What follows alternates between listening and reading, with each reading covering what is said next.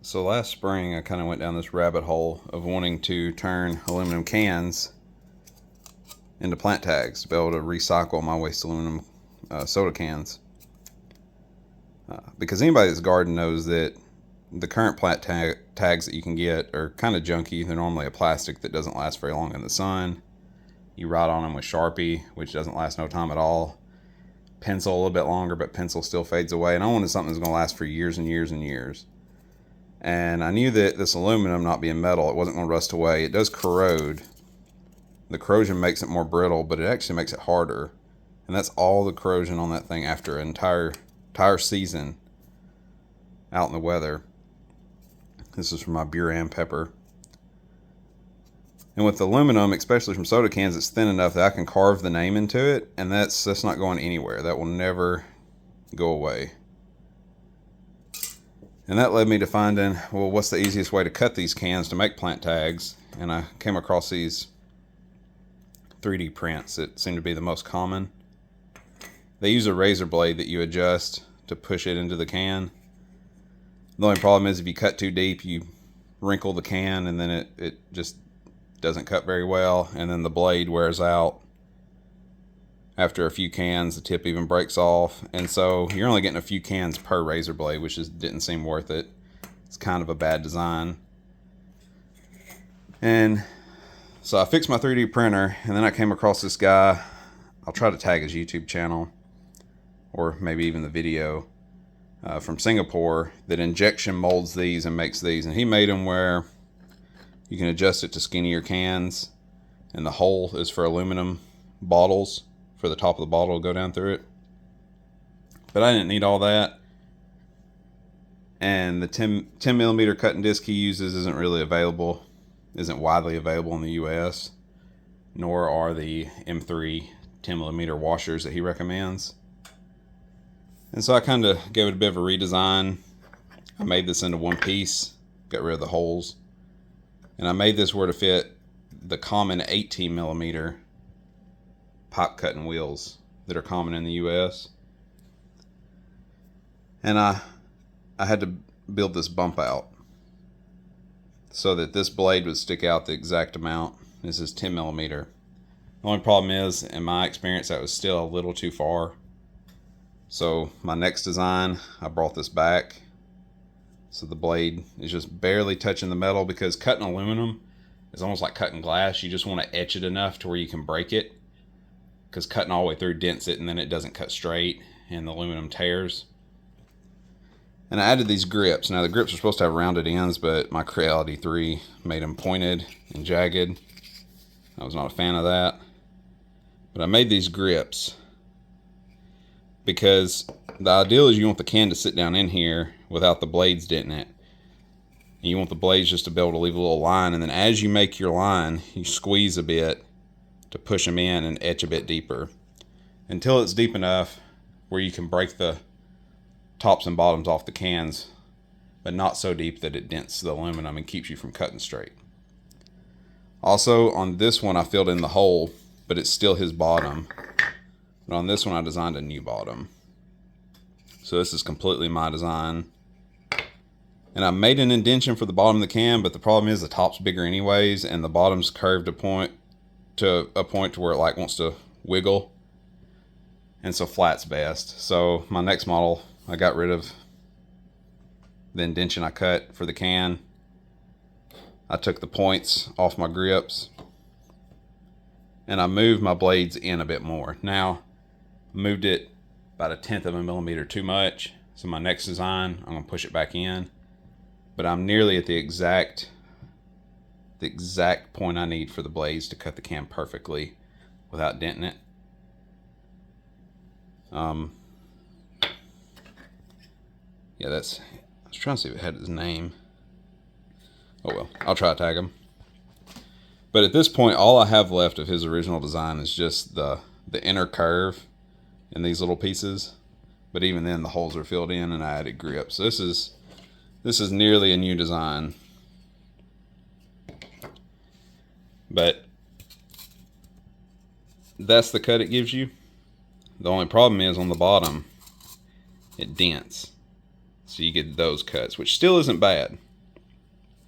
But I came to realize in the video this guy made, he has wood spacers.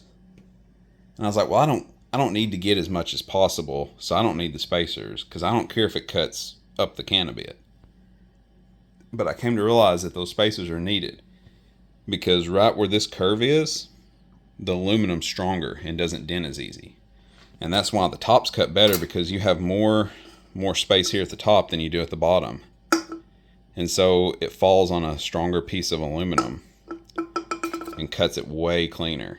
But the bottom, it sits down in there deeper, dents it, and then you get jagged cuts. And so I need to make spacers for this, and I need to move my blade in by 1/10 of a millimeter, and that should be my finished product.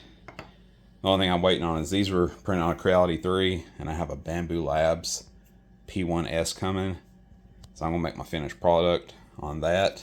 So I'll have a much cleaner print, and I'll probably do some better colors. I also want to include a top on this for blade safety, and just have a hole for the screw, so then you can slide your blade down in the slot and then put a screw through the hole in the top. Also, these don't spin, so when your blade dulls, you can just loosen it and spin it around to a new sharp edge, and you'll get way more life out of your blade. And see, here's the plant tags you can make. The aluminum's so thin you can even hole punch it. So plant tags for the garden, but then also, anybody that's garden is probably familiar with soil blocks. With aluminum cans, you can fold it in half, fold it back the other way, make yourself a soil block. And I forget how many fit in a seed flat, but like the trays that go under seed starters, you can buy them in thicker, heavier duty material from like Greenhouse Megastore that'll last for years. You can put these in it, and they sit in it pretty perfectly spaced out. You have soil blocks in there. They're open bottom. You can bottom water into your trays, and then you can pop your plants out easier. It basically gives you a soil block that you don't have to worry about this going to fall apart on you. These are going to last forever.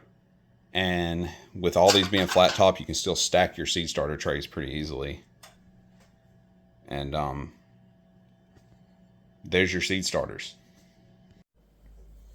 Alright, let me try to show y'all how it cuts. Now, these blades don't stick in far enough. Like I said, I got to move them in 1/10 of a millimeter, so I may not get the best cut, but you see, you want your can to pop in without denting it. And then when you spin it, you can see it starts leaving a line. And this is really why you need spacers, and I truthfully I kind of want to just make the bottom come up a bit more, so this gets more on the corner of this one, and then build me a spacer for the bottom of this one, about yay much. But once you get your line scored, slowly start adding pressure, making sure to keep it straight.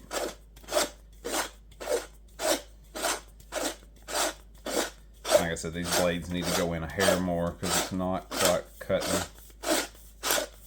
how I would like it to. But I still think we can get a cut out of it.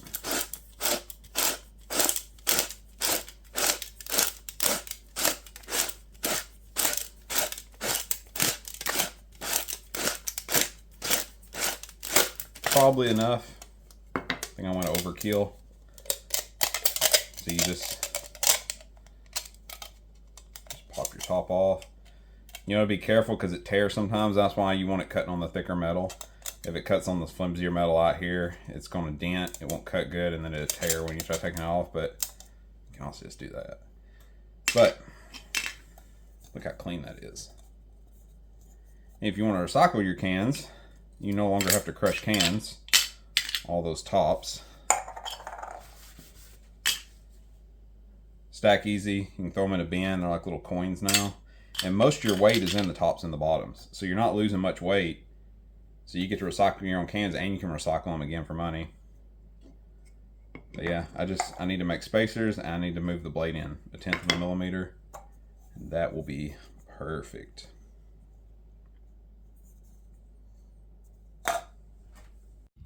And this is what I was talking about, making your own soil blocks. These are last season's. Now these aren't cut as good because I used this can cutter. Not the better one that I've designed, but you can buy these seed starter trays that last a really long time from Greenhouse Megastore, or you can use the cheap flimsy ones. But you can put all your cans in here, take a bucket of dirt. You can press these like soil blocks where they're tight, and just sit them down in here, stack them in. You get 4 by 6 by 9, and then you can throw your cans away at the end of the season and make new ones, or you can just sit your next seed starter on top and store them somewhere like that. Now these are Bootstrap Farmer. They have air pruning slits in the corners. Truthfully, if you wanted air pruning, you could take a knife and cut some slits in the corners of these, and then you could take hole punches and hole punch the sides, top and bottom, and get you a soil block that also has an air pruning design into it.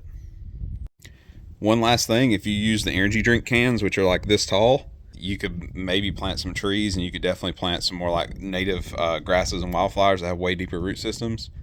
You could plant them using energy drink cans and make your own soil blocks, and you could make them air pruning also. But I love that the aluminum is going to last way longer than most of the plastics you're going to buy, and you get to recycle.